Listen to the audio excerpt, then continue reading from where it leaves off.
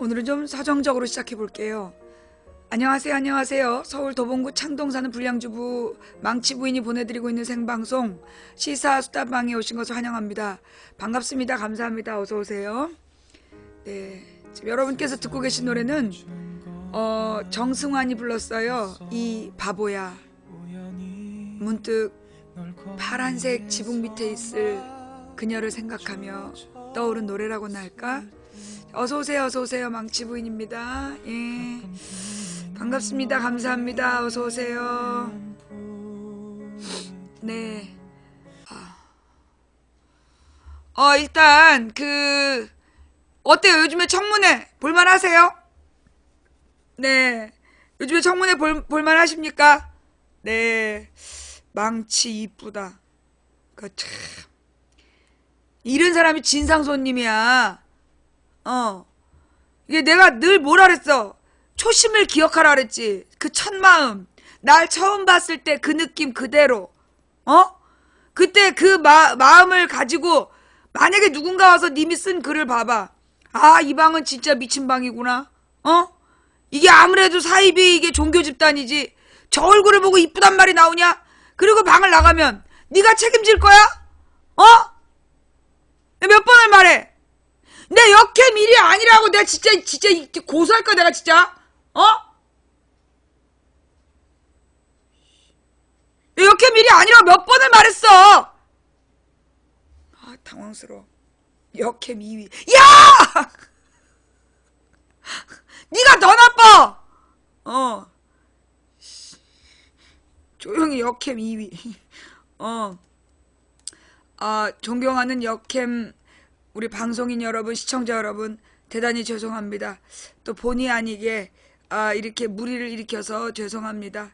예, 오늘도 역캠인 줄 알고 왔는데 여자는 언제 나와요 싶은 여러분, 조금만 앉아 계시면 여자가 올 거예요. 나는 그냥 오프닝 하는 사람이야. 알지? FD. 일단 바람잡이.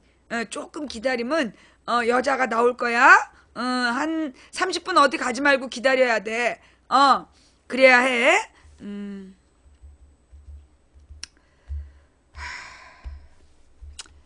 언제쯤 되면 내 이 비참함을 진짜 극복할 수 있을지. 진짜 1위에서 밀리셨네. 내가 무슨 밀리기도. 원래 내가 역캠 1위가 아니라니까. 그래요. 자, 우리 함께 해주신 모든 분들께 감사드립니다. 내가 늘 주장하는 바야. 아프리카의 보이는 라디오 순위는 너무 편협해. 남자 아니면 여자야. 인류에게는 제3의 성이 있다니까. 아줌마 같은 아저씨도 있고 아저씨 같은 아줌마도 있고. 왜 꼭 남자하고 여자로만 나누냐고. 그리고 본인이 남자로 태어났으나 나는 여성인가 보다라고 생각한 사람이 있을 수 있고, 여자로 태어났지만 남자처럼 살고 싶은 사람도 있는데 왜 그걸 반드시 남자 아니면 여자로 그렇게 나누냔 말이지. 내가 이 주민번호 뒷번호가 2번으로 시작해서 내가 그래. 일단 우리 미녀방 시청자 여러분, 분노하지 마시고요. 이게 아프리카의 이게 일종의 오류야. 순위의 오류라고나 할까? 너무 분노하지 말고 내가 이러려고 역캠 방송 찾아왔나 이 자괴감 느끼고 그러지 말고, 좀만 기다리면 정상화 될 거예요. 네. 아니, 그리고 이제 이게 지금 이제 왜 그러냐면, 이제 얼마 전에 탄핵소추안이 통과될 때 그때 막 시청자들이 뭐 드립다 들어와가지고 갑자기 15,000명이 봐서 그래. 우리 방송 최대 시청률, 원래 이제까지 그 15,000명을 찍은 적이 없어. 최대치 나왔죠. 최대치. 예. 올해 사실 우리 정말 이 박근혜하고 최순실 커플이 박순실 시스터즈가 우리 망치 부인의 방송을 흥하게 하는데 너무 큰 공을 세웠어요. 그래가지고 이제 올해 총선 때 처음으로 10,000명을 찍었잖아. 그래가지고 우리 시청자들이 어찌나마 흥분을 했는지, 그 다음에 지난번에 촛불 집회 때 13,000을 찍었어. 그래가지고 내가 이제 냉동통닭을 3마리 보낸다 그랬는데, 얼마 전에 그냥 탄핵소추가 통과되는 바람에 내가 냉동통닭을 4마리를 보내야 돼. 냉동 통닭도 꽤 비싼데. 그래갖고 이제 내가, 그 부분이 조금 이제 가슴은 아파. 근데 어쨌거나 이게 참 원치 않는데 이상하게 적대적 공생관계 마냥, 예. 아유, 이거 어떻게 하면 좋나 싶기도 하고 말이에요. 예. 이게 저기 친필로 편지를 보낼까? 순실아, 고맙다. 네 덕분에 내가 15,000명이나 시청률을 최고 시청률을 찍었다. 이런 날이 다시 올지 정말 기대하기가 어렵구나. 어쨌거나 네 덕분에 내 인생 최고의 시청률을 누리면서 진심으로 고마워서 보낸다. 고추장에 잘 말아 먹어라. 냉동치킨. 뭐 이렇게 해갖고 친필 편지를 보낼까 생각 중이야. 그래요. 예.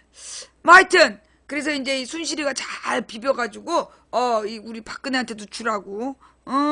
그래요. 어서 오세요. 자, 반갑습니다. 감사합니다. 어서 오세요. 네. 내가 들어가 보니까 거기 그렇게 나쁘지 않아. 갈만해. 예. 그래요. 제가 냉동치킨 한 봉지 찬조하겠습니다. 안 그래도 돼. 내 돈으로 해야지. 이렇게 또 이게 그 뭐라 그러나 또 공을 이 감사 표시는 본인이 직접 해야 돼. 뭐 그렇게 뭐 저기 차를 대리 운전하듯이 선물을 대리를 할 수 있나? 여러분은 보내지 마. 내가 보낼 테니까. 네. 그래요. 고마워요. 망치 부인입니다. 어저께 내가 이제 전야제를 갔잖아. 그러니까 이제 베스트 50만 모여가지고 이제 그 스탠딩 파티를 하는 자리였어. 이제 사실 이제 그 자리가 왜 만들어졌냐 하면 작년에 이제 내가 베스트 50에 들어가고 베스트 20에 못 들어간 거야. 근데 이제 어떤 직원이 화장을 하고 오라고 그랬어. 그리고 이제 내가 화장을 하고 갔잖아. 근데 무대에 한 번도 못 올라간 거야. 그래서 이제 사장님이 전화를 했길래 아니 왜 화장을 하고 오라 그랬어요. 나는 무대에 올라간 줄 알았잖아. 그랬더니만 이제 베스트 50들도 무대에 올라갈 기회를 주려고 어저께 전야제를 한 거야.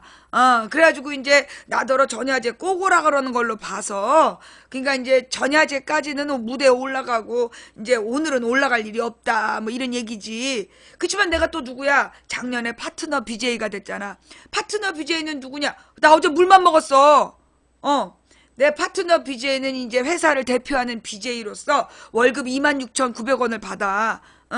월급 26,900원을 매달 내가 받으면서 이 회사에 소속된 BJ로서 내가 이제 이 아프리카 BJ들의 행사를 축하하는 날, 예, 26,700원인가?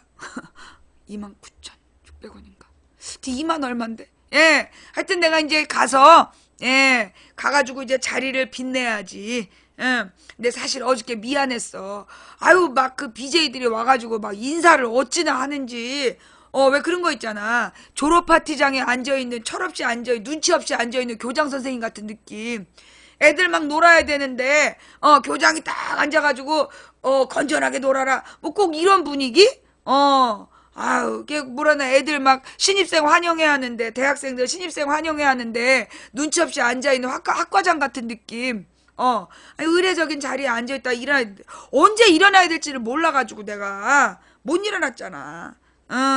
진짜 미안했어요. 예. 아니, 저기 뭐야.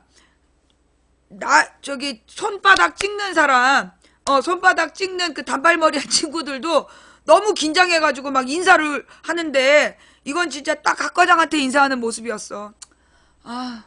오늘 가야 될까? 어차피 무대에도 못 올라갈 건데. 어서 오세요. 망치 부인입니다. 왕따는 아니었어. 어찌 다들 와가지고 인사를 하는지 내가 민망해가지고 나 심지어 철구님도 와서 인사했잖아. 근데 그 철구라는 사람을 내가 이제 몇 번을 봤어. 무슨 아프리카 행사 때. 근데 몇 년 전하고 좀 다른 것 같아. 몇 년 전에 봤을 때는 뭔가 좀 거칠어 보였는데 애기 아빠가 돼서 그런가? 이게 볼 때마다 사람이 참 선해 보이고 되게 착해 보였어. 그냥 뭐라 그러나 그 철구라는 친구를 보니까 그 왜 방송에서 보여주는 막 그 엽기 컨셉은 진짜 컨셉이구나. 그런 느낌.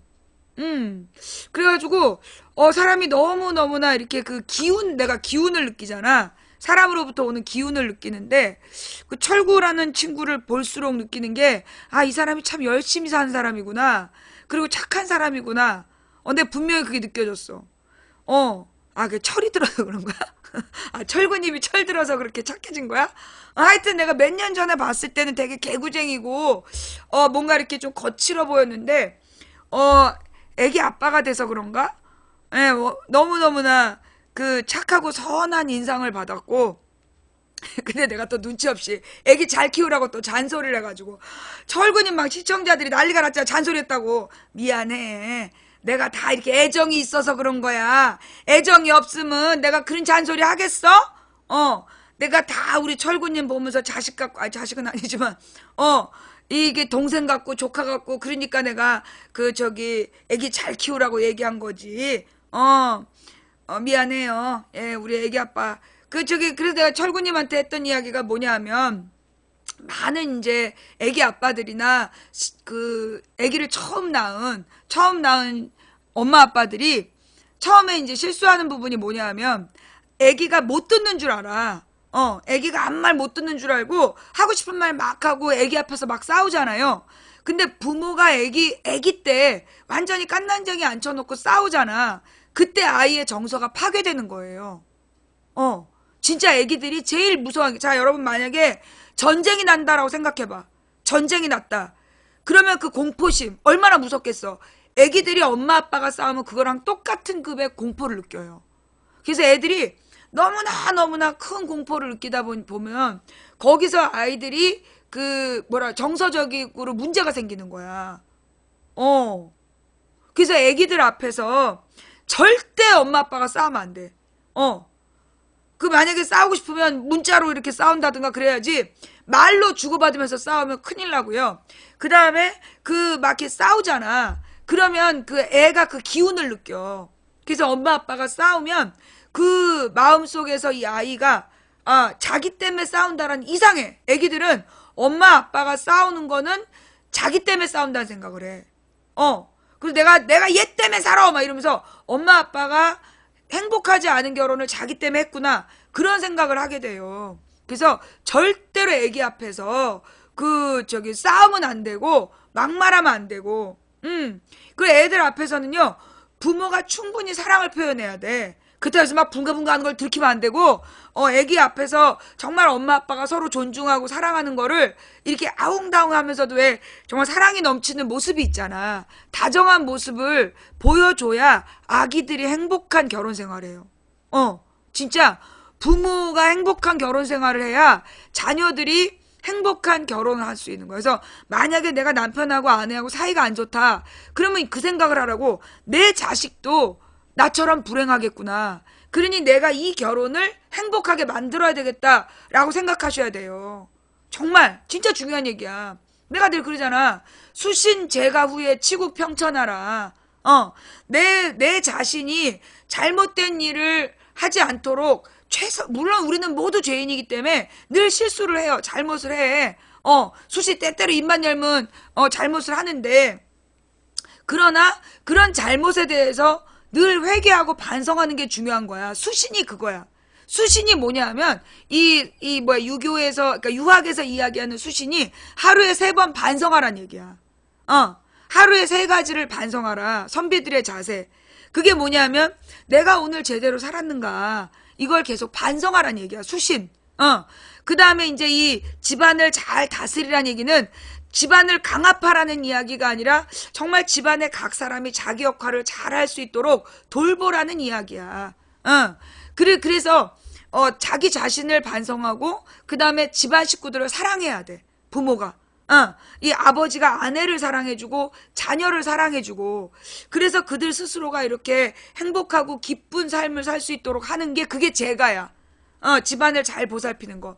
그 다음에 이제 우리나라에서는 무슨 유교 경전을 보면 유학에서 얘기하는 유학이 남존여비 사상으로 알고 있잖아. 잘못된 생각이에요. 유학은 남존여비가 아니야. 예. 유학 사상이라는 게, 성리학이 남존여비가 아니야. 남자는 존귀하고 여자는 비천하다, 그렇게 얘기한 적 없어. 이 성리학에서 얘기하는 게 뭐냐면 명분론이라는 거야. 명분론. 그 명분론이라는 게 뭐냐면 모든 우주에는 질서가 있다. 각각이 맡은 역할이 있다. 그러니 자기가 맡은 역할에 충실해야 된다. 요게 명분론이야. 그래서 남편에게는 남편의 역할이 있고 아내에게는 아내의 역할이 있다. 그런 얘기야. 그래서 이 남존 여비사상 그러면 언제 들어온 거냐? 조선 후기가 되면서 양대 전란을 거치면서 그 일본에서 들어오는 그런 어떤 남존 여비는 사실 양대 전란을 거치면서 성리학적 질서가 흔들렸고, 그 다음에 보다 더, 그래서 이제 가부장적인 사상이 만들어지고, 장자 중심에. 그 다음에 남존 여비는 일제강점기 때 들어와. 원래 우리나라에서는요, 상놈들도, 평민들도 그 아내에게 야야하고 반말을 쓰거나 하대하지 않았어. 욕도 하지 않고. 농민들끼리도 자기 아내에게는 여보, 당신, 임자 이런 표현을 쓴 거야. 네. 이게 무슨 얘기인지 알아요? 그러니까 그래서 이 아내를 하대하고 여자를 비천하게 본 게 일본 문화야. 일본의 그네들 뭐라 하지? 일본의 사무라이 문화. 일본의 사무라이 문화에서 나온 의식이지 남존 여비는 우리 사상이 아니야. 다만 그 아들을 아들을 선호하는 남아 선호 사상은, 남아 선호는 조선 후기에 나타나.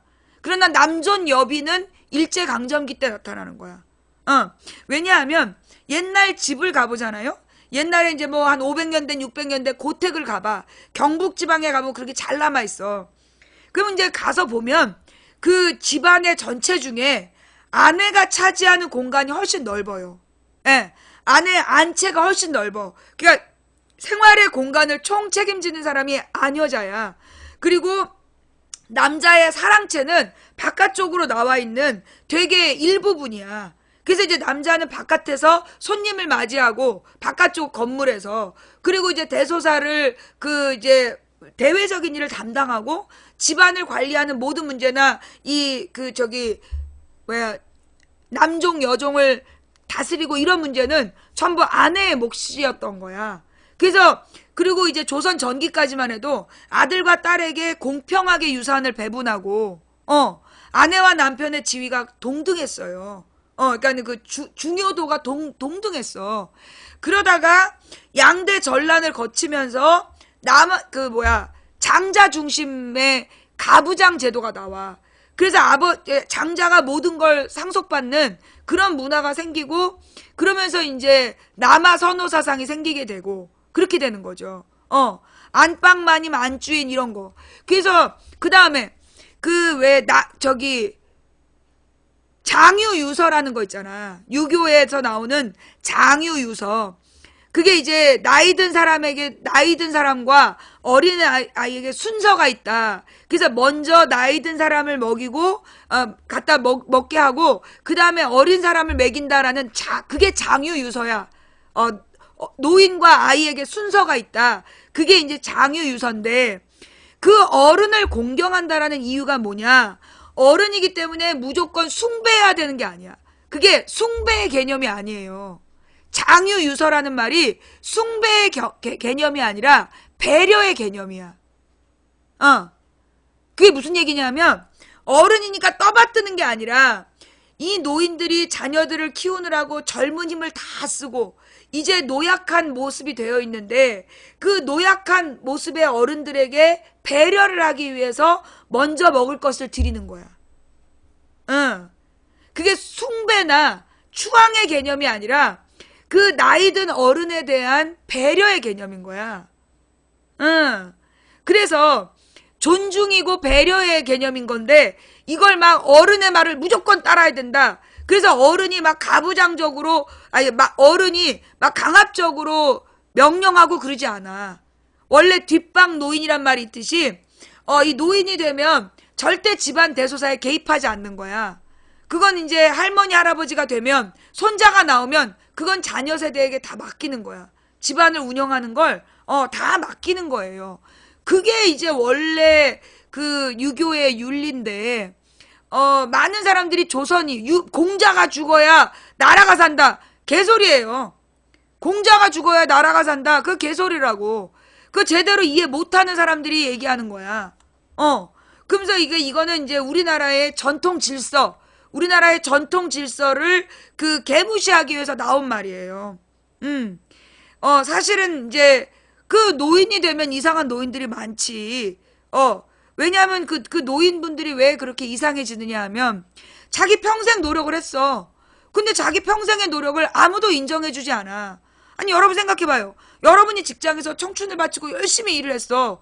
근데 정말 자기는 밤낮 안 가리고 눈비를 피하지 않으면서 회사를 위해 열심히 했는데 딴 놈이 승진을 했어. 여러분 정상이 돼 미쳐. 미치잖아. 똑같은 거야.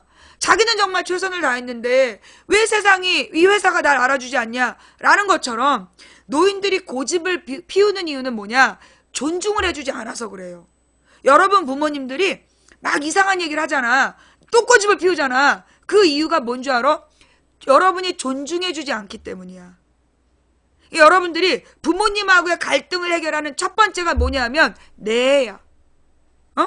부모님하고 막 갈등이 있어. 정치적인 의견으로. 그때 여러분이 부모님의 마음을 여는 딱 한마디가 뭐냐면 내 아버지, 내 어머니야. 이게 무슨 얘기냐? 사실 우리가 볼 때 어른들이 막 한 종편만 보고 헛소리하는 걸로 보이잖아. 근데 그 어른들의 마음에는 뭐가 있냐면 어려서부터 보니까 동네에 똘똘한 애들이 그 마르크스 레닌을 이야기하다가 빨갱이로 잡혀 죽고, 그 다음에 동네에 똘똘한 애들이 반독재를 이야기하다가 간첩으로 몰려 죽고, 동네에 똘똘한 애들이 어느 날 삼청교육대 가서 맞아 죽고, 그런 걸 보고 자란 어른들이야. 태어나 40년 동안 그 일을 본 거야. 빨갱이라고 이승만한테 총 맞아 죽고, 박정희한테 불순분자라고 감옥에 법정에서 사형 선고받고, 전두환한테 맞아 죽고, 그게 40년이야. 40년 동안 그걸 보고 자란 그 노인들은 내 자식이 그런 일을 겪을까봐 그게 제일 무서운 거야. 내가 우리 아버지한테 딱 한 대를 맞았어. 평생 내가 살면서 아버지한테 딱 한 대를 맞았는데 언제 맞았냐? 그 고등학교 때 내 전두환 개새끼 그래갖고 한 대 맞았어. 그때가 이제 뭐였더라? 평화의 댐. 평화의 댐 때문에 돈을 걷는데 내가 반장이었어.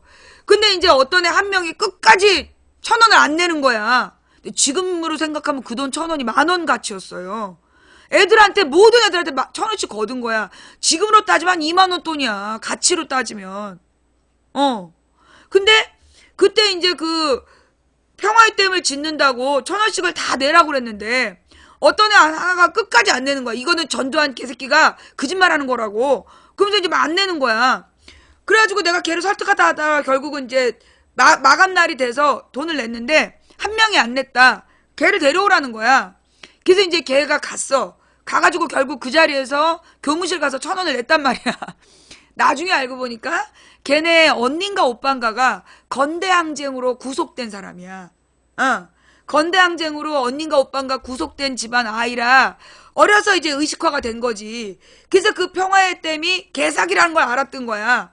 그래가지고 이제 맨날 전두환 개새끼를 했는데, 내가 어느 날 이제 밥을 먹으려고 안방을 들어갔는데 전두환이가 텔레비에 나오는 거야. 근데 내가 걔 때문에 막 교무실에 가서 막 야단맞고 이런 게 막 화가 나는 거야. 이 전두환 개새끼. 그랬더니 우리 아버지가 나를 딱 때리는 거야.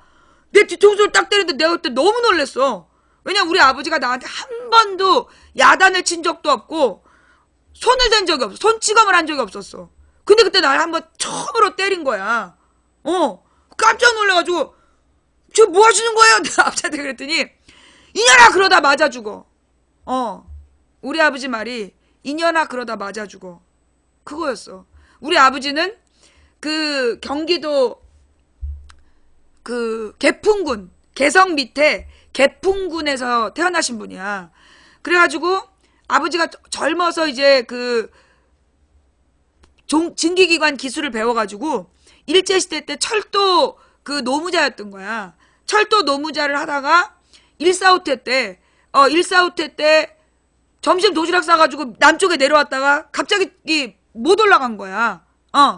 그래가지고 우리 아버지가 그 엄마를 그러니까 우리 할머니를 평생 그리워하시다 돌아가셨다고.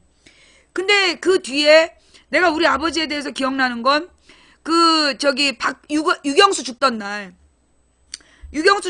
나는 어린 나이에 그때 내가 무슨 과자를 먹고 있었어. 과자를 막 먹으면서 테레비를 보고 혼자서. 그때도 나는 그 참 시사 문제에 관심이 있었던 거지. 내 나이 6살 때 테레비를 보면서 그 무슨 저기 그 기념식을 보고 있었는데 갑자기 뻥 소리가 나고 치 그러면서 화면이 끊긴 거야. 생중계 화면이. 그게 그때까지는 모두 생중계를 했었대. 그러다 유경수가 총을 맞으니까 그래서 그 다음부터 몇 초의 딜레이가 생긴 거야. 몇 초간의 딜레이가 생긴 이유가 그 사건 때문이에요. 그래갖고 이제 좌우지간 그날 여름에 우리 아버지가 하얀색 잠바를 입고 있었는데 그 당시에는 이제 그 런닝 셔츠에 하얀색 잠바, 반팔 잠바가 유행을 했었던 걸로 기억이 나. 우리 아버지가 하얀색 반팔 잠바를 입고 그 여름에 그로부터 몇 시간 뒤에 뛰어오신 거야. 근데 그 하얀색 잠바가 땀에 젖어갖고 살이 다 드러나 있었어. 나는 그게 기억이 나는 거야. 그 모습이. 그러면서 우리 아버지가 전쟁 날까봐 식구들을 챙기러 뛰어오셨던 거야. 나는 그게 기억이다. 그날의 그 모습들이. 근데 우리 아버지가 이제 내가 전두환 개새끼 그러다가 잡혀갈까봐. 잡혀가서 맞아 죽을까봐. 그게 두려워서 날 때리셨던 거야. 나는 그래서 아빠가 나를 때렸던 기억이 그 딱 한 번인데 그게 잊혀지지가 않아. 그러니 여러분의 부모님이 여러분을 막 야단치신다면 그건 여러분을 무시하거나 여러분이 미워서가 아니야. 너무나 세상이 골 때리고. 지금 봐봐. 옛날에 김대중 노무현 때는 안 그랬을걸? 잘 생각해봐요. 김대중 노무현 때 여러분 부모님이 여러분더러 헛소리 하지 말라고 그러고 막 야단치고 막 그랬어? 안 그랬지. 그때는 민주시대라고 부모님도 마음을 놓은 거야. 그런데 이명박이 된 다음부터 부모와 자식 간에 갈등이 생긴 거야. 그건 뭐냐? 이 부모들이 김대중 노무현 때는 아는 거야. 지금은 이래도 된다. 근데 이명박이 딱 된 다음부터 부모님들이 점점 시대를 읽은 거야. 야 이거 또 미친놈들이 잡았다. 그래서 이게 내 자식을 지켜야지. 그래가지고 어떻게든지 내 자식이 정 맞을까봐 막 입 바른 소리 하다가 다칠까봐. 그래서 그래요. 그래서 부모님들이 본능적으로 느끼고 이명박 박근혜 시대 때 조용하라고, 입 다물으라고. 왜냐하면 그분들 동네에 옛날부터 똑똑한 사람들이 다 죽었어. 어르신들 얘기를 들어보면 마을에서 제일 천재라고 얘기했던 애들이 간첩으로 몰려서 다 죽은 거야. 마을 잔치하고 그랬던 집 애들이. 그러니 부모들이 자식이 막 대학 가면 제일 먼저 했던 말이 뭐였냐면 데모하지 말래. 데모하지 말래. 그게 어른들이 80년대 자식들 대학 보내면서 다 했단 말이야. 그러면서 이제 왜 데모하냐고. 근데 왜 여러분 그 응답하라 1998에 보면 그 얘기가 나오잖아. 큰딸이 데모하다 잡혀가니까 잡혀가기 전에는 막 못하게 쌍욕을 하다가 막상 잡혀가니까 내 자식이 뭐 잘못했냐고. 그게 부모 마음이야. 그러니까 지금 여러분들이 부모님하고 절대 싸우지 말고 그 마음을 내 아버지, 내 어머니 해드려야 돼. 그 마음이 그거구나. 여러분이 네라고 순종하는 순간 부모님 마음이 열려. 부모님이 걱정하는 건 내 새끼 아플까봐야. 내 새끼 다칠까봐. 너무 모진꼴 당하는 걸 봤기 때문에 그래서 못하게 하는 거거든. 그러니까 막 그렇게 말릴 때는 내 아버지, 내 어머니 하세요. 그리고 나서 그러면 이제 부모님이 뭐라는 줄 알아? 나도 네 마음 안다? 그렇게 나와. 진짜 부모님은 내 아버지, 내 어머니 그러잖아. 그러면 이제 그때 가서야 나도 네 마음 안다. 그러고 나오는 거야. 근데 어떻겠냐? 이 세상이 이런 걸 네가 바른 소리 한다고 해서 세상이 바뀌냐? 너만 다친다. 그러니까 네가 나서지 마라. 그러는 거야. 그러니까 이게 부모님이 세상을 살아보니까 세상을 거스르는 일이 얼마나 힘든 걸 아는 거예요. 그래서 내 자식이 절망할까봐, 괜히 젊은 혈기에 나섰다가 절망할까봐 그것도 마음이 아픈 거야. 그래서 그게 다 부모의 사랑이에요. 예. 그러니까 우리가 그 어른들에 대해서 고집불통이고 생각이 안 통하는 그런 사람이다라고 생각하지 말고, 이게 우리 부모님이 뭘 걱정하는구나.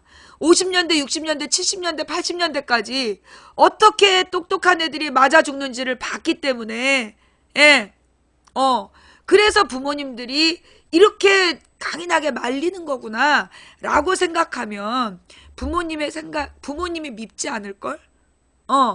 그때는 여러분이 내 아버지, 내 어머니 하세요.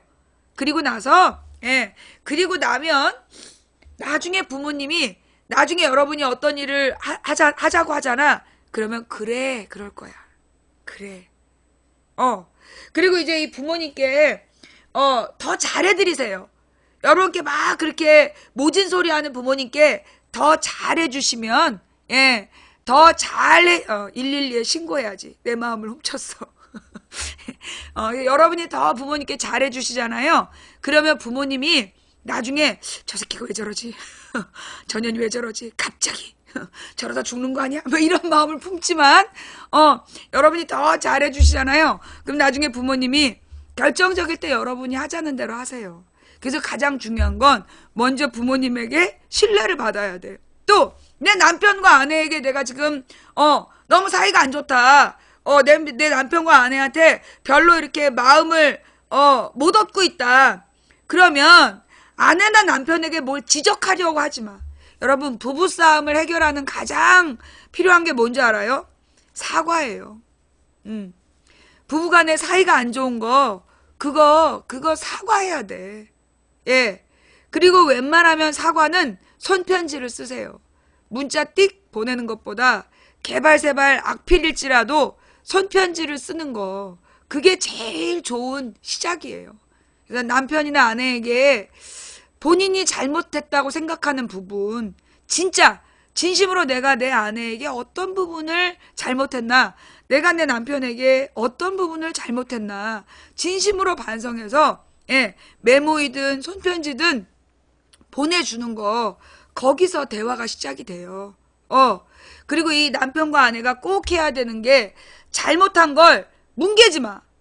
자기가 분명히 잘못해놓고 잠자리로 풀으려고 하지 말고 다른 걸로 풀으려고 하지 마. 돈이나 잠자리나 뭐 맛있는 음식이나 이런 걸로 풀으려고 하지 말고 진짜 잘못한 건 사과해야 돼요. 진심으로 사과해야 돼.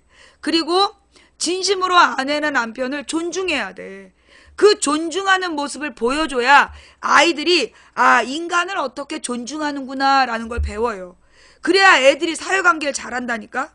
내 자식이 인간관계가 안 좋은 거 여러분 탓이야. 여러분의 자녀가 사회생활이 좀 안 좋다. 그 여러분 탓이에요. 내 자식의 미래를 위해서 부부관계를 잘해야 된다. 부부가 어떤 갈등을 잘 해결하는 모습을 보여줄 때 그게 이 아이가 지혜를 거기서 배우는 거야. 그리고 되도록이면 요즘은 이제 보통 부모하고 자식만 있잖아. 근데 이제 그렇게 살면 아이들의 인간관계가 폭이 좁아져요. 그래서 왜 가족 단위의 모임 있잖아요. 그러니까 이제 동창들끼리 모인다든가,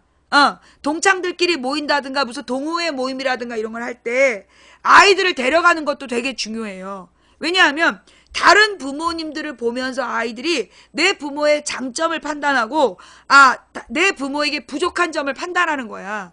그러면 이 애들이 이 어른들의 모습을 보면서 올바른 어른들의 모습을 배울 수 있어. 그러니까 웬만하면 여러분보다 나은 부부관계를 잘하는 걸로 보이는 부부들하고 가족 모임을 데려가서 가족관계 모임을 보여주는 거. 그래서 저 집의 아버지 엄마가 자녀를 어떻게 하는가, 그걸 자기도 배우는 거야. 그리고 또 만났는데 저 집은 더 나빠, 우리 집보다. 그러면 도리어 그 모임을 보고 돌아오면 자녀가 엄마 아빠 고마워요 그래요. 모임을 갔어. 근데 그 집은 나 개냥장판이야. 애가 막 돌아다니고 사고를 치는데 부모가 아무 말 안 해. 그러면 애가 돌아와서 엄마 아빠 고마워요 그래. 저를 저렇게 안 키워줘서 고마워요.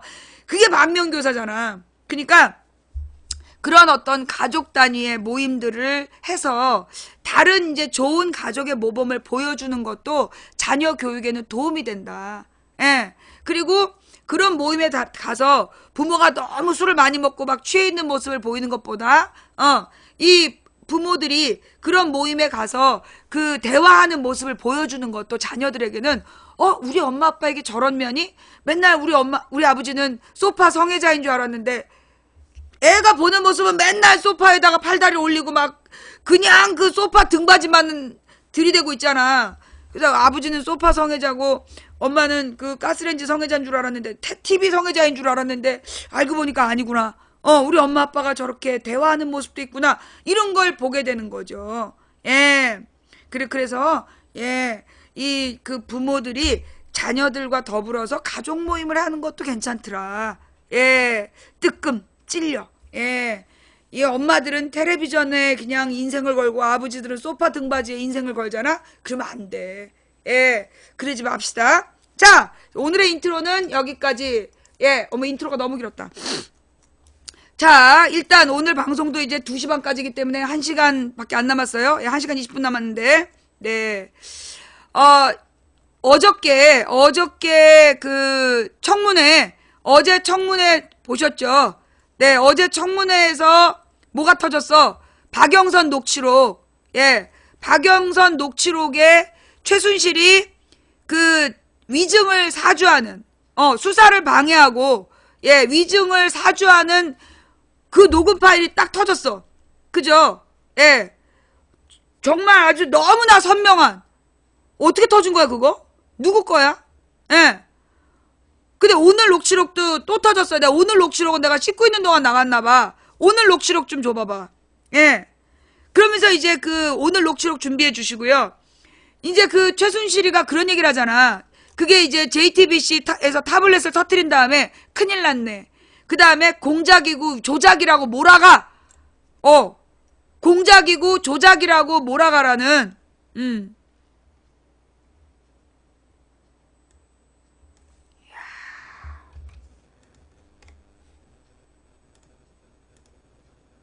와.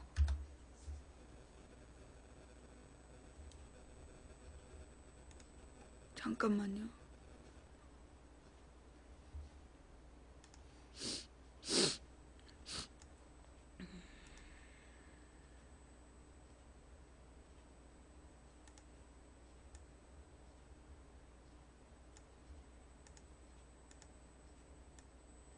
자, 그러면 제가 녹취록을 들려드릴게요. 이게 이제 최순실 씨와 통화한, 그러니까 최순실 씨가 독일에서 귀국하기 전에 통화한 내용인데요. 자, 녹취록 들려주시죠. 방청장이 뭐라고 얘기했잖아. 내가 에스크를 적으라고 했다고? 예, 회장님이 지시를 했고, 최순실 씨가 지시를 했고, 박건영 과장이 계획을 만들고, 박건영 과장하고 본인하고 그 기업을 방문했고, 안종범 수석이 또 확인 전화가 왔다. 잘 됐냐고. 이걸 다 얘기를 한 겁니다, 벌써. 가장 중요한 부분들은. 그럼 어떻게 국가국으로 가겠네. 뭔 말인지 못 그 알아듣겠어. 다음에 또 이어지는 부분이 있습니다. 얘기하는 거 못 막았어. 아니, 저기 정동춘 이사장님하고 김필승 이사님도 막으려고 했는데 본인이 너무 완고해가지고. 자, 정동춘 이사장이 이거를 거짓말을 해라 라고 얘기. 자, 지금요, 잠깐만 제가 한번 키워볼게요, 소리를. 될까 모르겠어.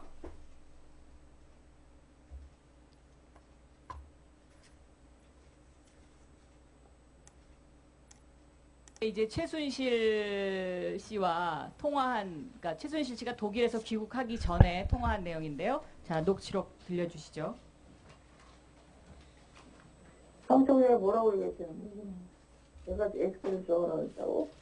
예, 회장님이 지시를 했고, 최순실 씨가 지시를 했고, 박건영 과장이 계획서를 만들고 박건영 과장하고 본인하고 그 기업을 방문했고 안종범 수석이 또 확인 전화가 왔다. 잘 됐냐고.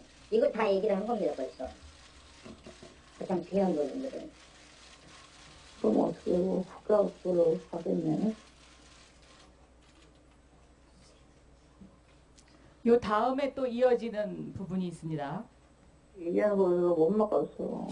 아니 저기 정동춘 이사장님하고 김필승 이사님도 막으려고 했는데 본인이 너무 완고해가지고 자, 정동춘 이사장이 이거를 거짓말을 해라라고 얘기를 막으려고 그랬는데 정현식 사부총장이 검찰에 가서 그 말을 안 들었다는 얘기고요.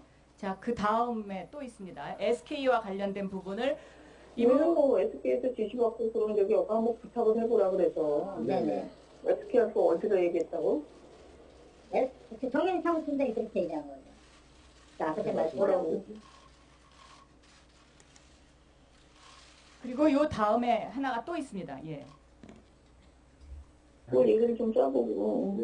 그러고 그쪽에서 안수하고 얘기했더니 그게 뭐 말이 되느냐. 그 사람이 지금 부정감정으로 얘기했는데. 안은 지금 뭐라 그러는데요? 안 수석은 지금 어저께 기사로는 교체 얘기가 나오더라고요. 그 청와대 네? 자, 이 녹취록으로 봐서는요. 정동춘 이사장은 지금까지 뭔가를 감추려고 했던 사람입니다. 그러니까 이제 대사가 나오는데 최순실 씨가 독일에서 귀국하기 전 한국의 지인과 전화를 통해 자신이 SK에 80억 원을 요구한 사실을 숨기기 위해 사실을 조작하라고 지시하는 녹음 파일이 추가로 공개됐다.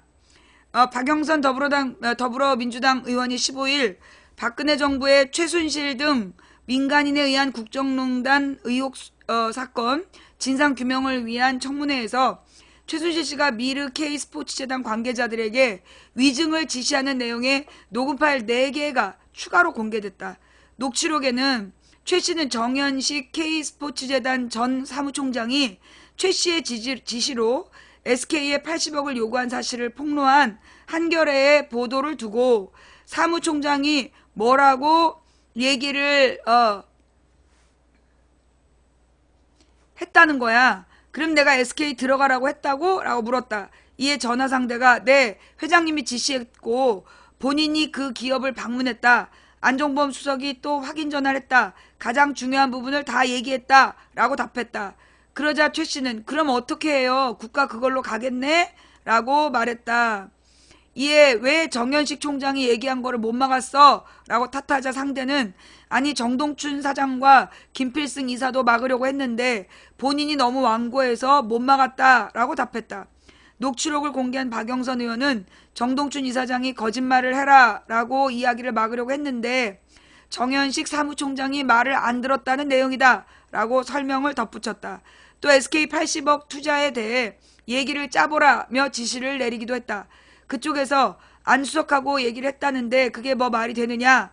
그리고 그 사람 즉 정현식 전 사무총장이 무슨 감정으로 얘기를 했는지 아는 지금 뭐라고 그런데요? 라고 물었다. 전화 상대는 이에 대해 안수석은 지금 교체 얘기가 나온다라고 답했다. 이에 최 씨는 교체라고 되물었다. 앞서 박영선 의원은 정동춘 이사장이 K스포츠 직원들에게 나눠준 특검 및 국정조사 대응 방침 문건을 공개했다. 이 문건은 국정조사 목적 및 일정뿐 아니라 의원들의 성향을 분석해 표시했다. 박 의원은 새누리당에 도와줄 수 있는 의원 3명을 해서 파란색으로 이름을 써놨다. 또 야당 의원 중 저하고 안민석 의원은 빨간 글씨로 분석해놨다. 정동춘 이사장이 스스로 했다고 믿어지지 않는 분석이다. 솔직히 말하라 라고 추궁했다. 정 이사장은 청문회에서 이에 대해 직원들이 동요하고 있다고 판단해 스스로 작성한 것이라고 답했다. 이게 이제 오늘 있었다는 거죠. 그래서 이거 점심시간에 한번 가동해봐라 하겠다 이런 거 아니야. 그러니까 좌우지간 이제 요 얘기는 뭐하고 같이 중요한 얘기냐면 누구야 손석희 사장의 어제 방송에 어제 손석희 사장의 방송에 나와있던 SK 그와 뇌물죄, SK 면세점 관련 그 뇌물죄 증거 이거잖아요. 그거하고 연관되어 있는 거야. 요게 지금 SK 문제가 왜 중요하냐 하면 이게 틀림없이 최순실 입에서 SK 얘기가 나왔고 그 다음에 이제 어제 이 저기 뭐야 손석희 뉴스에 나와 있는 그 뇌물죄 부분이 그래요. 기사로 나와 있네요.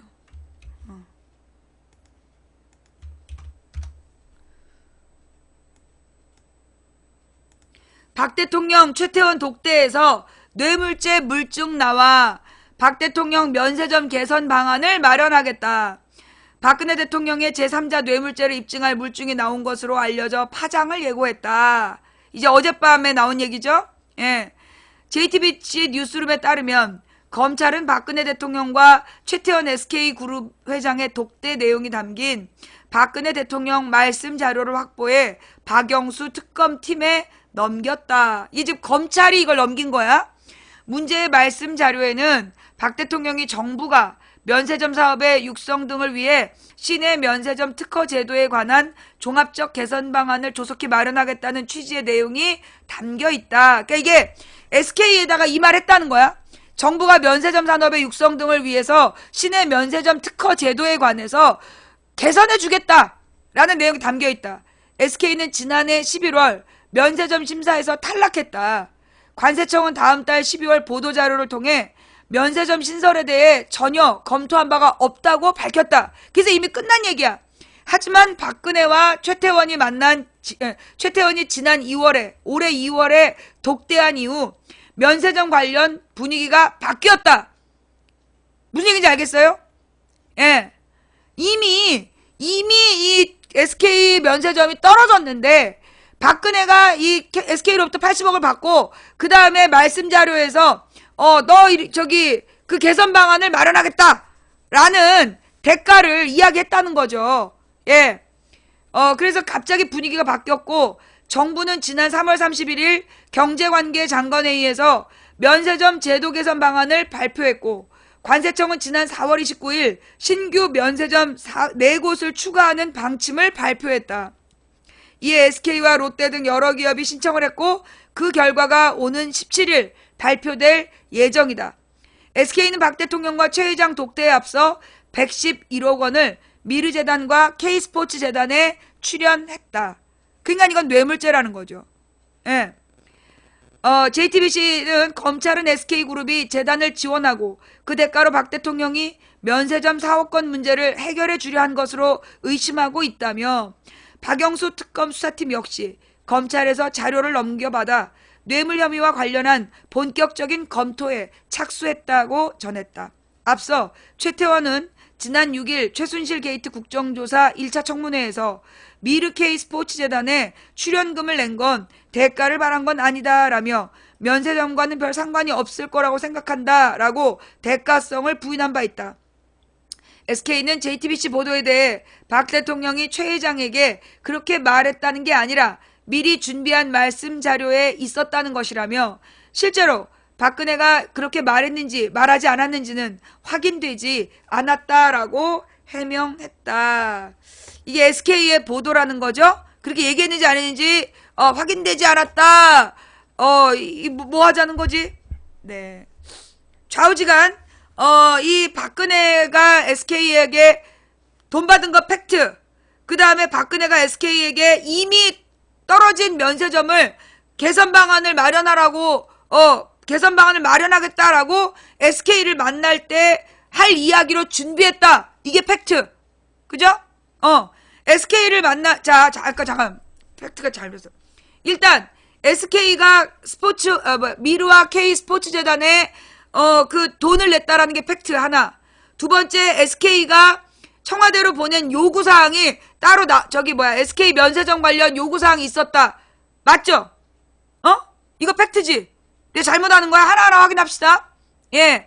SK가 그 청와대에 들어가기 전에 각 재벌들의 각 기업들의 요구사항을 정리한 게 있어. 근데 그 내용에 보면 그 면세점 얘기가 있어 없어? 있다. 요게 팩트. 세 번째, 박근혜가 말씀 자료로 개선 방안을 약속한 내용이 말씀 자료로 있다. 팩트. 요 세 가지가 증거야. 돈을 냈다. 재단에 돈 냈다.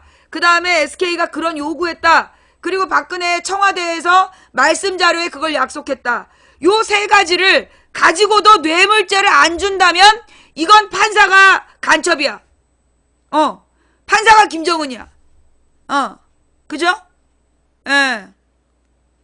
이거는 분명한 뇌물죄다. 예. 이걸 이렇게 증거 세 가지를 놓고도, 이거 증거 세 가지를 놓고도 뇌물죄 적용을 못 한다면, 이건, 이 판사가 수상한 거야. 이 박근혜 정부에서 이 대법원 사찰했다는 얘기 기사 좀 갖고 와봐. 예, 박근혜 정부에서 대법원장을 사찰했다. 그 부분도 한번 갖고 와봐요. 예, 헌재에서 만장일치지만 시간을 끈다. 이게 무슨 얘기예요? 그 얘기도, 그런 얘기를 하려면 증거를 갖고 와. 예. 자, 하여튼 내가, 먼저, 하여튼 이 박근혜 정부가 하여튼 개박살이야. 이것도 또 중요한 얘기야. 이 청문회, 이번 청문회, 이제까지의 청문회 중에서 가장 성공한 청문회 아닌가? 이번 청문회가요, 다른 때 청문회보다 가장 그 국민의 관심도와 집중도가 높고, 예.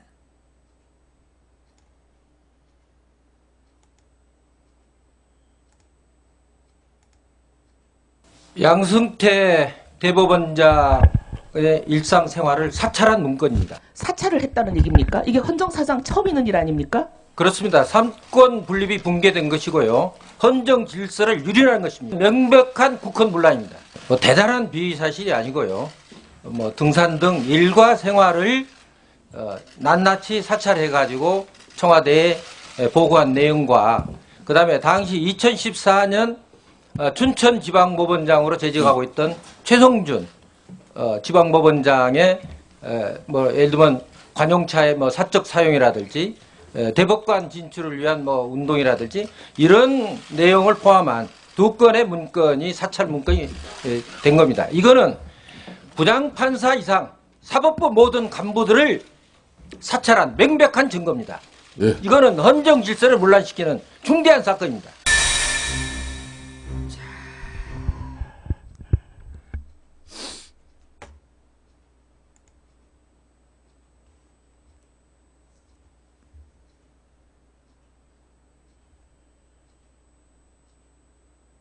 이거 되게 큰 사건이잖아.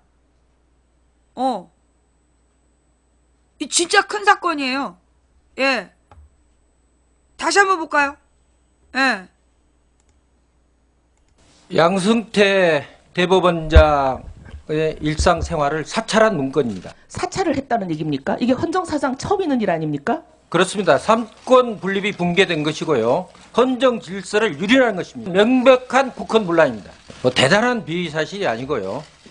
등산 등 일과 생활을 낱낱이 사찰해가지고 청와대에 보고한 내용과 그 다음에 당시 2014년 춘천지방법원장으로 재직하고 있던 최성준 지방법원장의 예를 들면 관용차의 사적 사용이라든지 대법관 진출을 위한 운동이라든지 이런 내용을 포함한 2건의 문건이 사찰 문건이 된 겁니다. 이거는 부장판사 이상 사법부 모든 간부들을 사찰한 명백한 증거입니다. 예. 이거는 헌정 질서를 문란시키는 중대한 사건입니다.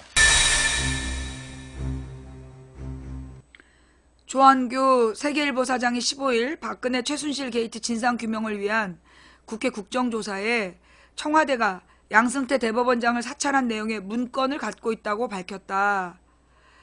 정윤회 문건 특종 보도로 경질됐던 조한규 전 세계일보 사장은 이날 청문회에 참석해 양승태 대법원장의 일상생활을 사찰할 문건이 있다며 삼권 분립이 붕괴된 것이고 헌정질서가 유린한 것이라며 이것은 명백한 국헌문란이라고 말했다.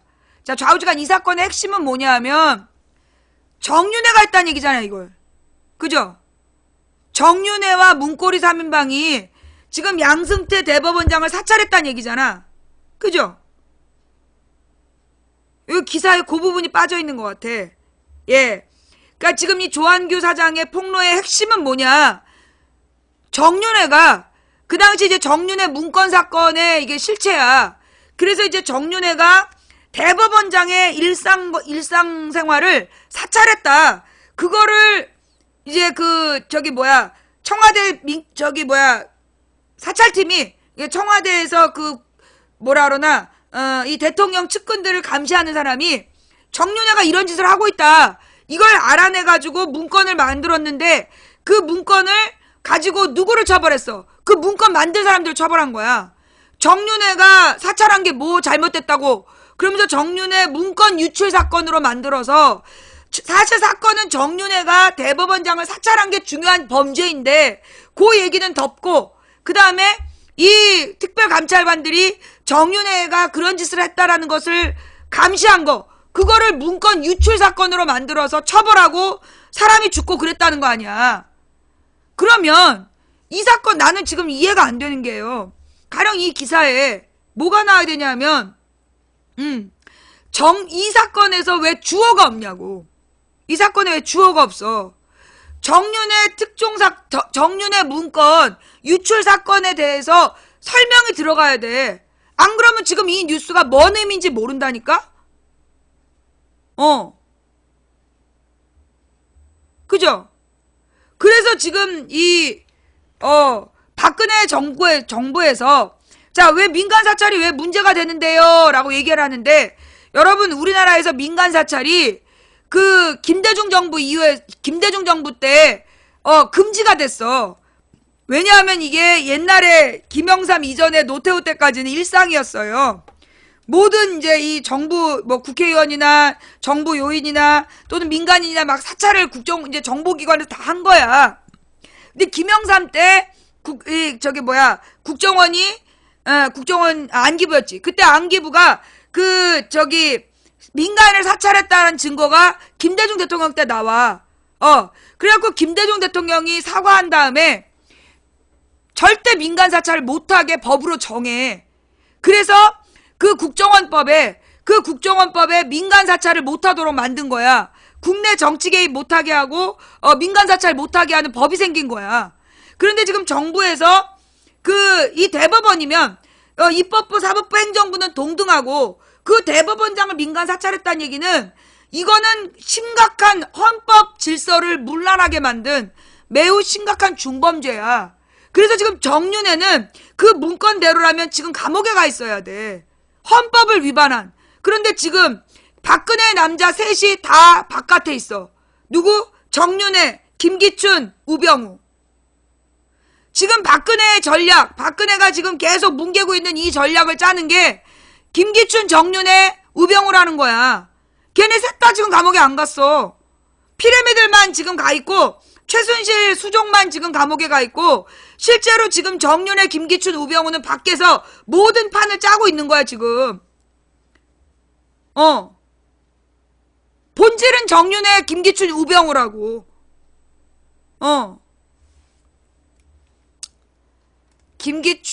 그 다음에 잠깐만요. 예. 어디 갔어?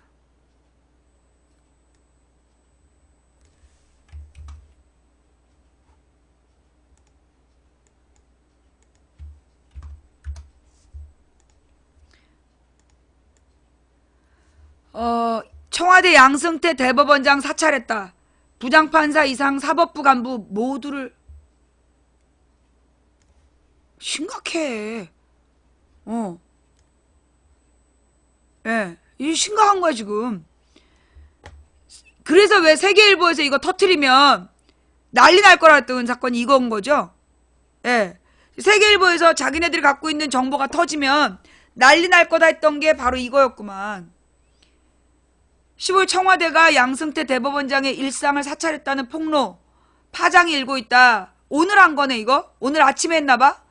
조 전 사장은 이날 오전 국회 최순실 국정농단 조사특위 4차 청문회에 증인으로 출석해서 아직 보도 안 된 8개의 파일 중에 헌정 질서를 파괴했다고 생각하는 게 있으면 말해보라는 이해운 새누리당 의원의 질의에 이같이 답했다. 그는 삼권 분립이 붕괴되고 헌정 질서가 유린된 것이라며 명백한 국헌분란이라고 강조했다. 그는 앞서 언론 인터뷰에서 정윤의 문건 보도 이후 청와대의 압력으로 해임당했으며 당시 보도 안 된 8개 문건이 더 있다고 밝힌 바 있다. 이 오마이뉴스 인터뷰에서 밝힌 거죠. 그는 사찰의 구체적인 내용에 대해서 양승태 대법원장의